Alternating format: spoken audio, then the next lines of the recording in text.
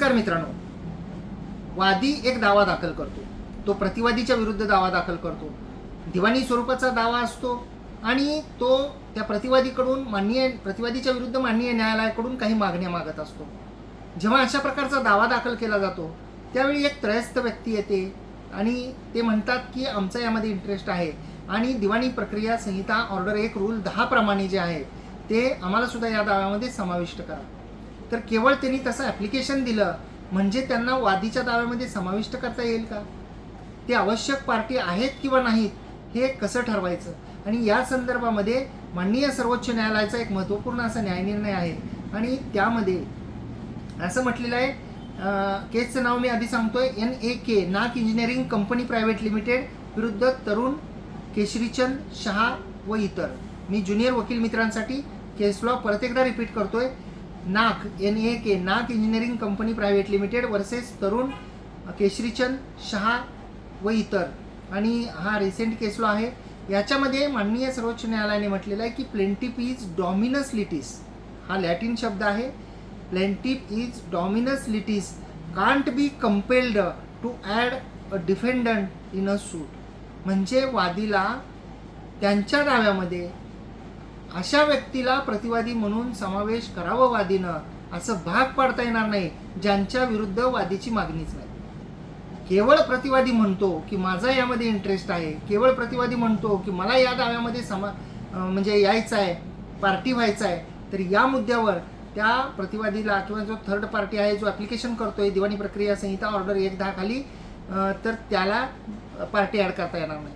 त्याचा उद्देश असा आहे, या माननीय सर्वोच्च न्यायालयाच्या निकालाचा निष्कर्ष असा आहे की वादी हा त्याच्या दाव्याचा मास्टर आहे. वादीने जी मागणी केलेली आहे ती मागणी मंजूर करायची का नाही हे पुराव्यावर माननीय कोर्ट ठरवेल. ज्यांच्या विरुद्ध मागणी केलेली आहे त्यांच्या विरुद्ध मागणी द्यायची किंवा नाही हे माननीय कोर्ट ठरवेल. परंतु वादीला भाग पाडता येणार नाही की त्याने एखाद्या व्यक्तीला त्या दाव्यामध्ये प्रतिवादी म्हणून समाविष्ट करावं. It is the absolute right and choice of the plaintiff to whom he should add as a defendant. प्रतिवादी म्हणून नेमकं कोणाला समाविष्ट करावं हे वादीला इतर कोणी सांगता येणार नाही असं यामध्ये म्हटलेलं आहे. आता याच्यामध्ये बऱ्याचशा गोष्टी असतात. दिवाणी जे दावे असतात त्याच्यामध्ये नेसेसरी पार्टी आहे. जर का आवश्यक पार्टी जर दाव्यामध्ये समाविष्ट नाही केल्या तर suit is bad for non joinder of necessary parties. आवश्यक पार्टींना समाविष्ट केलं नाही म्हणून त्या दाव्याला अडचणी येऊ शकतात किंवा चुकीच्या पार्टीला जर समावेश केला तर त्या अनुषंगाने सुद्धा अडचणी येऊ शकतात.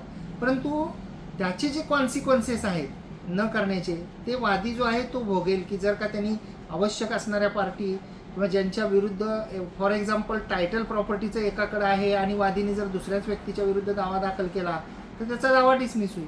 परंतु याच्यामध्ये असं म्हटलेलं आहे की त्याला भाग पाडता येणार नाही वादीना की तुम्ही अमुक जे आहेत ते या व्यक्तींना पार्टी ॲड करावं किंवा कुणी जर थर्ड पार्टीने ॲप्लिकेशन जर दिला तर त्या ॲप्लिकेशनच्या अनुषंगानं हा न्याय निर्णय आहे की ते ॲप्लिकेशन मंजूर जे आहे ते करता येणार नाही कारण दावा वादीचा आहे आणि वादीने ठरवायचं आहे की कुणाच्या विरुद्ध रिलीफ मागायचे.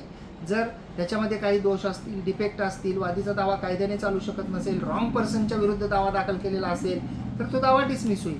आणि जेव्हा अशा प्रकारचा, उदाहरणार्थ मिळकतीची प्रॉपर्टीची मालकी एकाकडे आहे, कब्जा एकाकडे आहे आणि वादीने एका वेगळ्याच व्यक्तीच्या विरोधात दावा दाखल केला आणि त्याच्या विरुद्ध काही डिक्लरेशन मागितलं आणि ते डिक्लरेशनचा दावा मंजूर जरी झाला तर तो दाव्यातला हुकुमनामा जो आहे तो त्या व्यक्तीवर बंधनकारक नसतो जो दाव्यामध्ये समावेश नसतो. It is the fault of the plaintiff. जो रिअल ओनर आहे, ज्याचे रिअल राईट्स आहेत त्याच्या विरुद्ध रिलीफ मागितला पाहिजे किंवा स्वतःचे राईट डिक्लेअर करून घ्यायचे असेल तर ते प्रॉपर पार्टीच्या विरुद्ध मागितले पाहिजेत. परंतु जे आहे ते वादीला भाग पाडता येणार नाही असं यामध्ये महत्त्वाचं प्रकर्षानं म्हटलेलं आहे. अपेक्षा करतो की माहिती आपल्याला समजली असेल, आवडली असेल. आपण जर कोर्ट कचेरी यूट्यूब चॅनलला अद्याप सबस्क्राईब केलेलं नसेल तर सबस्क्राईब जरूर करा. बाजूचं बेल आयकॉनचं बटन दाबा म्हणजे व्हिडिओचे नोटिफिकेशन आपल्यापर्यंत येतील. या व्हिडिओला लाईक आणि शेअरसुद्धा करा. आपण फेसबुक, इंस्टाग्रामवर पाहत असाल अद्याप आपण आमच्या प्रोफाईल्स आणि पेजेसला फॉलो केलेलं नसेल तर फॉलोसुद्धा जरूर करा. त्या ठिकाणी सुद्धा लाईक आणि शेअर करा. धन्यवाद.